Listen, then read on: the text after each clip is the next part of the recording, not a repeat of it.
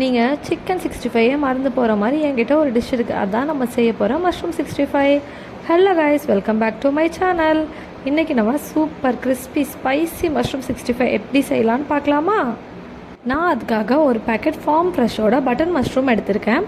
நீங்கள் ஆயிஸ்டர் மஷ்ரூமில் கூட செய்யலாம், பட் ஆயிஸ்டர் மஷ்ரூம்ங்கிற போது இதை விட குட்டி குட்டியாக நீங்கள் கட் பண்ணிக்கணும், அவ்வளோதான். இப்போ நம்மளோட மஷ்ரூமை நம்ம ஓப்பன் பண்ணி பார்த்தா ஒரே டர்ட்டு. இது மாதிரி தான் எல்லா பேக்கேஜஸ்லுமே இருக்கும். நீங்கள் அதை தனியாக ஒரு பவுலில் ட்ரான்ஸ்ஃபர் பண்ணி நல்லா வாஷ் பண்ணி எடுத்துக்கோங்க. ஏன்னா அதில் இருக்க குட்டி குட்டி மண் வயிற்றுக்குள்ளே போகாமல் நம்ம பார்த்துக்கணும்.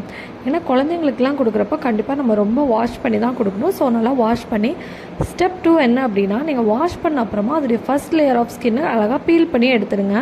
ஏன்னா சில மண் வந்துட்டு அதோட ஒட்டிட்டு கூட இருக்கலாம்.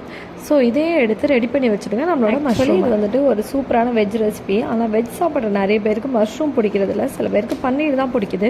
உங்களுக்கு பன்னீர் பிடிக்குமா, மஷ்ரூம் பிடிக்குமா அப்படின்னு நீங்கள் கண்டிப்பாக கமெண்டில் சொல்லிட்டு போங்க. அது மாதிரி இதுக்கப்புறம் வேறு என்ன ரெசிபி வேணும்னு நீங்கள் சொன்னீங்கன்னா நாங்கள் கண்டிப்பாக உங்களோட கமெண்ட் மென்ஷன் பண்ணி அதை செஞ்சுருவோம். இந்த மஷ்ரூம் 65ல் நான் உங்களுக்கு ஒரு சீக்ரெட் சொல்ல போகிறேன், எப்படி கிறிஸ்பியாக பண்ணுறது அப்படின்னு. ஸோ வீடியோ ஃபுல்லாக ஸ்கிப் பண்ணாமல் ஃபுல்லாக வாட்ச் பண்ணுங்கள்.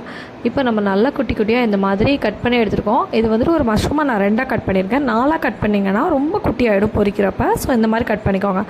அதுக்காக 1 டேபிள் ஸ்பூன் மைதா, 1 table spoon rice flower. Cornflour இருந்தால் நீங்கள் கொஞ்சம் கார்ன்ஃப்ளவரும் ஆட் பண்ணிக்கலாம், பட் அது அடிஷ்னல் தான். கொஞ்சமாக இஞ்சி பூண்டு பேஸ்ட்டு. இதுக்கப்புறம் நம்ம மசாலாஸ் ஆட் பண்ண ஆரம்பிச்சிடலாம். ஃபர்ஸ்ட் கொஞ்சமாக வந்துட்டு சில்லி பவுடர் ஆட் பண்ணிக்கோங்க. காரத்துக்கு ஏற்ற மாதிரி, உங்களுக்கு ரொம்ப காரம் வேணுன்னா இன்னும் கொஞ்சம் கூட ஆட் பண்ணிக்கலாம். கொஞ்சமாக டர்மரிக் பவுடர், அப்புறம் கொஞ்சமாக கரம் மசாலா ஆட் பண்ண அப்புறமா நம்ம கொஞ்சம் உப்பு போட்டுக்கலாம். தேவைக்கு ஏற்ற மாதிரி போடுங்க. ஃபர்ஸ்ட் கம்மியாகவே போடுங்க. அதுக்கப்புறம் இன்னும் நமக்கு டேஸ்ட் கொடுக்கறதுக்காக ஒரு 1/2 லெமன் கட் பண்ணி இதில் ஆட் பண்ணிக்கலாம். மஷ்ரூம்லேருந்தே நிறைய தண்ணி வரும். ஸோ ஃபஸ்ட்டே நிறைய தண்ணி மட்டும் ஊற்றிடாதீங்க. ஃபஸ்ட் கம்மியாக ஊற்ற ஆரம்பிக்கலாம். ஃபர்ஸ்ட் நம்ம அந்த லெமன் புழிஞ்சிக்கலாம். லெமனும் புழிஞ்ச அப்புறமா நம்ம நல்லா மிக்ஸ் பண்ணி விடணும். நம்ம நல்லா மிக்ஸ் பண்ணும்போது தான் மசாலா எல்லா பக்கமும் பட்டு நல்லா சுவையாக இருக்கும். இல்லைனா அங்கங்கே மசாலா இருந்து நமக்கு நல்லா இருக்காது. ஸோ நல்லா இந்த மாதிரி மிக்ஸ் பண்ணி விட்டுக்கோங்க.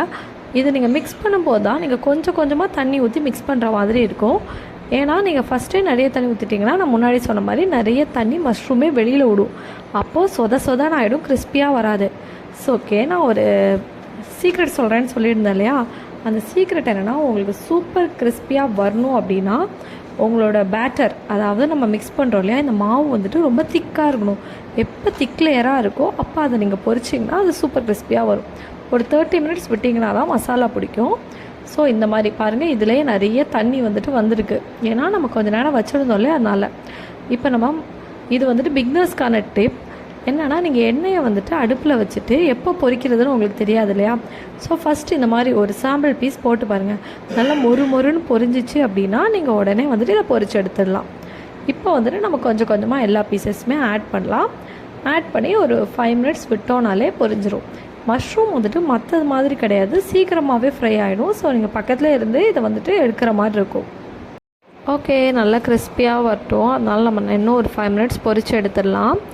நீங்கள் வந்துட்டு தண்ணி நிறைய இருந்துச்சு அப்படின்னா தெரிக்கும். ஸோ அதனாலே தண்ணி கொஞ்சம் கம்மியாகவே ஊற்றிக்கோங்க. இதுவும் ஒரு பிக்னருக்கான டிப் தான். ஸோ இப்போ நான் இதோட செகண்ட் பேட்ச் போடுறேன். ஃபுல்லாகவே போட்டு லாஸ்ட்டாக ஃப்ரை ஆன அப்புறம் எப்படி வருது அப்படின்னு உங்களுக்கு நான் காமிக்கிறேன்.